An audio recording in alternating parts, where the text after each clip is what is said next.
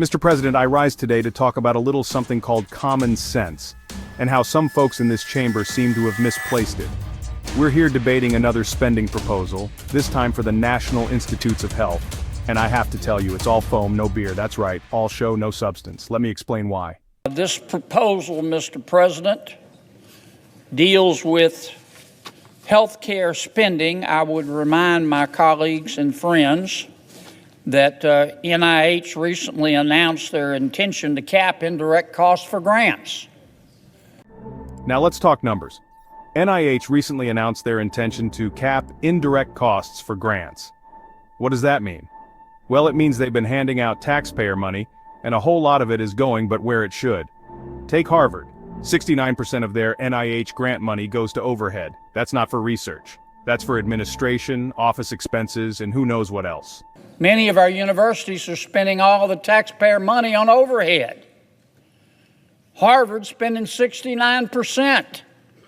Yale 67.5% on overhead.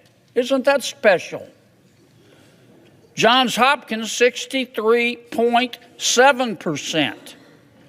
Yale 67.5%. Johns Hopkins 63.7%. Now, I don't know about you, but that would make Bernie Madoff blush. Now, Mr. President, I know my colleagues across the aisle love to say, oh, this is for science, this is for research. But let's be honest, this is for fancy buildings, bloated bureaucracies, and administrators who wouldn't know a test tube from a turkey baster. The American people are footing the bill, and what are they getting in return? More waste, more spending, and fewer real results. Now, don't get me wrong, I believe in funding medical research. I believe in supporting innovation, but I don't believe in blank checks.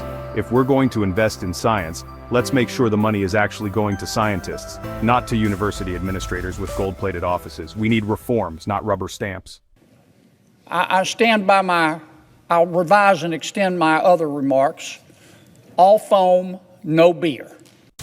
You see, my Democratic colleagues have a habit of using these big spending bills as a political game. They want you to think that if you don't support their version of NIH funding, then you don't care about science. Well, that's just not true. What I do care about is making sure taxpayer money is spent wisely. Because at the end of the day, we are stewards of your hard-earned dollars, and we owe it to you to spend them responsibly. It's time for some common sense. It's time to stop shoveling money into institutions that are more interested in padding their budgets than curing diseases.